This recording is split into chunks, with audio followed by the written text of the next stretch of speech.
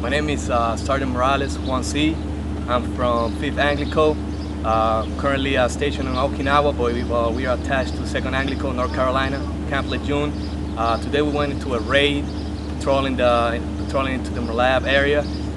We took a detachment of Iraqi soldiers, 2 companies, also a couple of platoon of coalition forces consisted of Marines and Army soldiers. We went to the Malab area, clearing for some 15. We're working right now in order to directing the fires onto that area right there. It looks like it's almost like it's a school. They have the Iraqi flag, Iraqi flag painted on.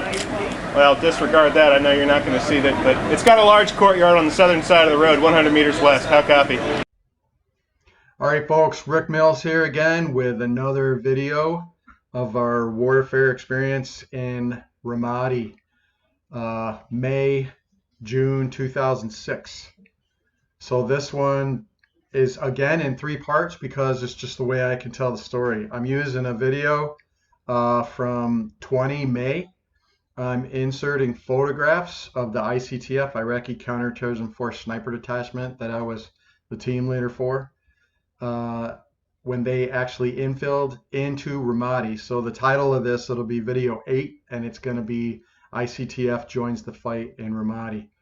Remember, I was already in Ramadi for a week or 2 before the ICTF showed up. My job was to infill, get the intel, talk to operations, maybe do a few recons, and set up their we call it an ISOFAC in the Special Forces, but basically their lodging, where they're going to sleep, their tables, just clean out an empty building in Foam Metal Jacket there on Camp Corregidor. We did good. We had it clear for the guys.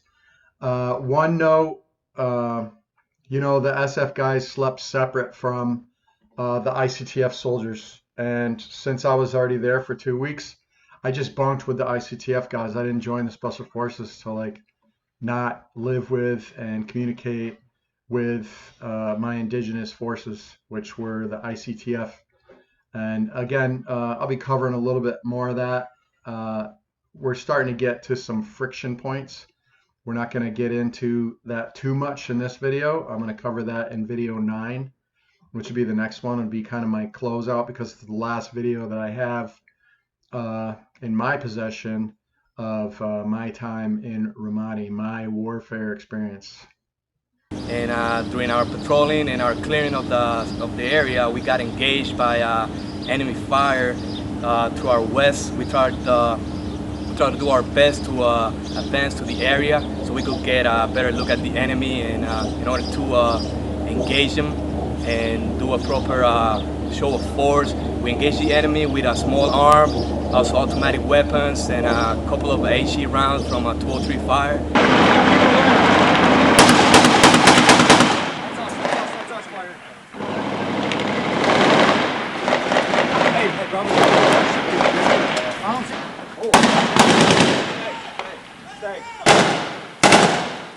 Go! No! Open up! Shoot! Go!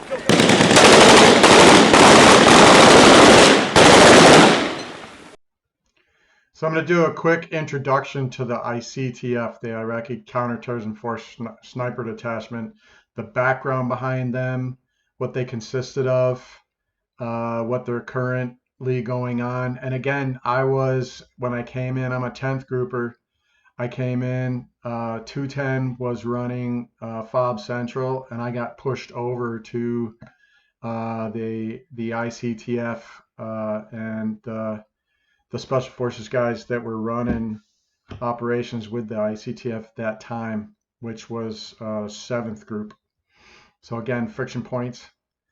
And then I'm going to be showing a short video with a little bit of background. I'll be talking a little bit more about the ICTF during the video. So here we go.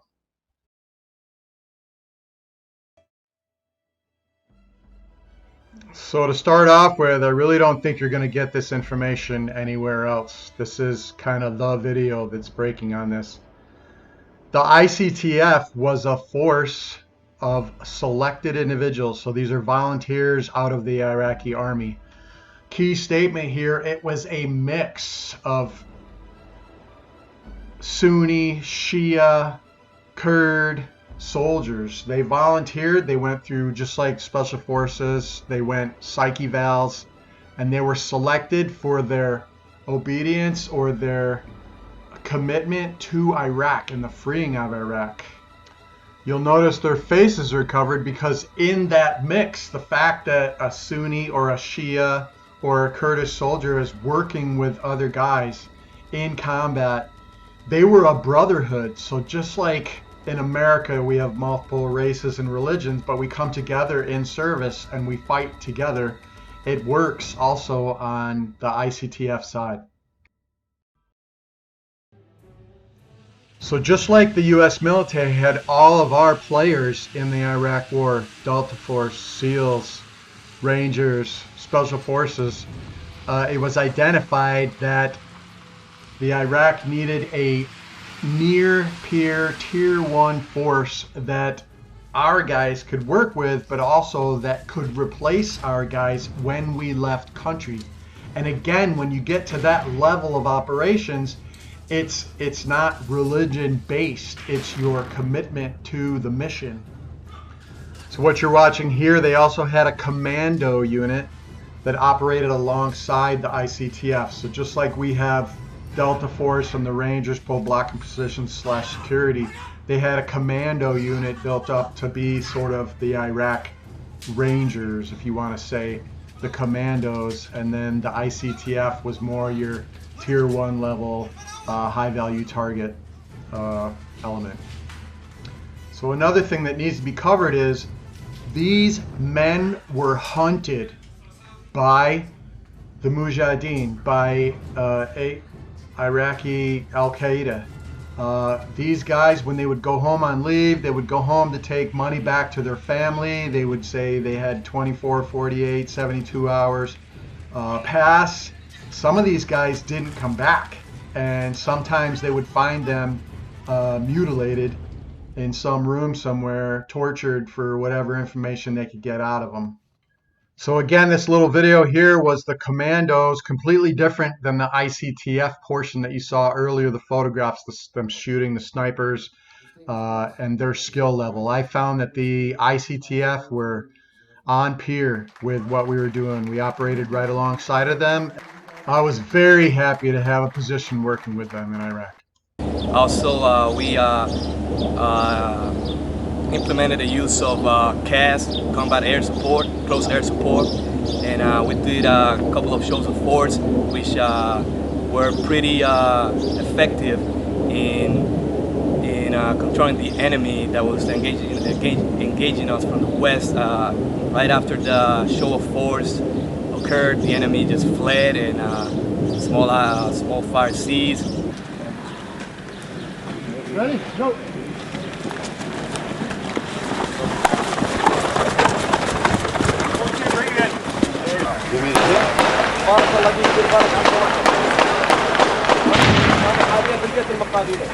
Convict Lightning 4-1. Convict, this is Lightning 4-1. 4-1, moving our southern element stadium. Moving it westward. If you look on stadium, the most western gun truck is going to be co-located with. Okay, we're still taking fire from our western flank. It's been RPGs and small arms within 200 meters of our position. If you look on that road, we called it connector earlier. That's going to be the most western border of the front lanes, and I need you to scan west from there. No more than 200 meters is where we're getting engaged from. So I don't have any mission photos from when the guys actually, once the guys infilled, all that stuff ended up going to the headquarters after this. My job when the ICTF infilled was to sit in the Battalion Operations Center and be their link to the QRF. So the 101st would be providing quick reaction force for the ICTF and the Special Forces advisors, if you want to call it that. It was really more like SF guys with some Iraqis.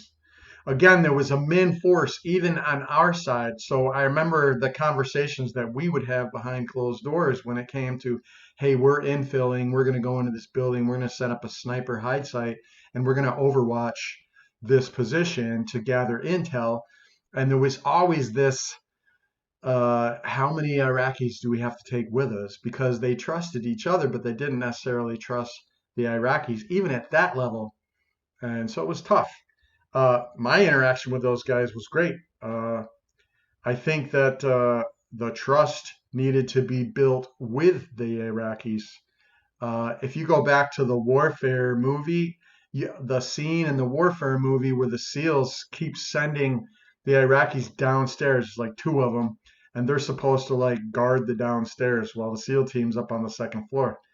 Well, think about being those 2 guys and how you would feel if you were in that situation. You don't speak the language. You don't really understand what's going on. You're getting a partial translation of what's going on. And then the Iraqis are communicating with each other in the movie. That's exactly the same thing that's going on between SEAL Team 3 and Camp Corregidor and their SEALs that live down the road on the college campus. And sometimes you can see it in their eyeballs. The hate, anger, fear, and resentment between the 2 because they're going on patrol because the SEALs they're doing FID, Foreign Internal Defense, and they need to take these guys and train them and then get them downtown. But how much energy was SEAL Team 3 actually putting into FID? Again, if you watch the previous videos, you can see the level of training that the Iraqi soldiers in Ramadi were getting. On the ICTF side, it's completely different. These guys were trained. They went through, they had already been in the military. Again, Sunni, Shia, Kurd, it didn't matter. And they were taken up to, as close to a tier 1 level as you could get them. You'll see in the photos, these guys are sharp, they're fit, obviously very tactically, maybe operationally capable. And again, it just really depended on who they were working with, how much trust was placed in there between the 2, and how much they worked together to do their missions, to eliminate the resentment between the 2. Right here? Yeah. This house. Yeah, this is house 19, but I'm saying, we finish here, but we can orient up and then get eyes on the enemy.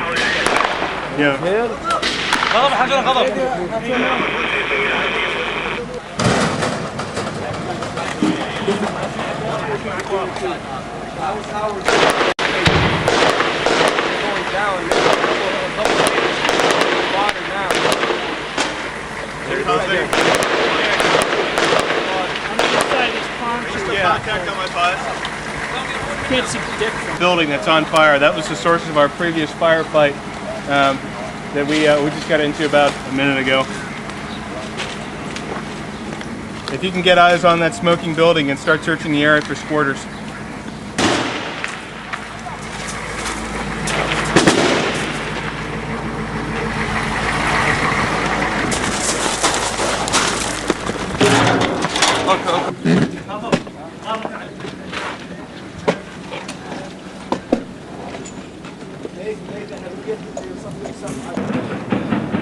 Not gunfighter, dealer. Catfish 6, this is Lightning 4-1. Dealer 3-6, this is Lightning 4-1. Be advised, I know you know about the SEAL position that's located on the southwestern corner of Zone 21. Just across the street on the south side of North Stadium, you have a squad-sized element that is on the rooftops, oriented west. How copy? We're about to firing right now. I think they fired at 2 or 3 small buildings. Okay. Yeah. Here's my plan. Sure. I'm going to move across the street here very shortly. Over to here? To the SEALs. Okay. And I'm going to get on that rooftop with them so that I can get eyes on to what they're shooting at. Okay. And then probably take it out with LMAV or rotors. Okay. So we'll figure one or the other out. Let me know when you're going to move. I'll give you a call over UHF. Okay. Get across! Go, go, go, go, go, go, go, go, go, go, go, go, go, go, go. I'm going.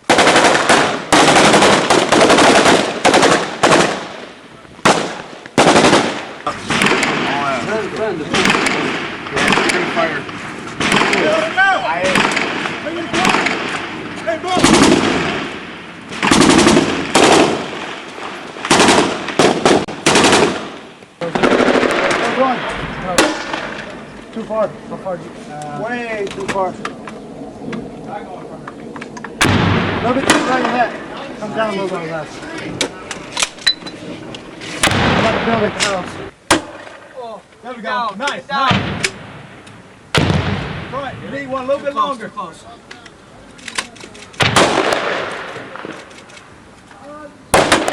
Oh, too close. Oh, way too far. Oh, Hey, Bravo. Hey, Yogi. Sir, Right here.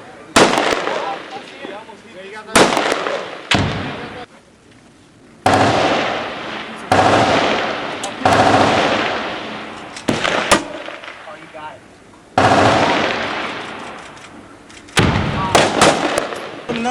Okay.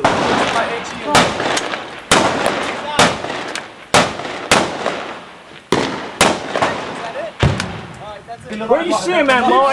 No. They just went down, two of them, like that, on the balcony. Like this balcony that you can see right in between these two palm trees.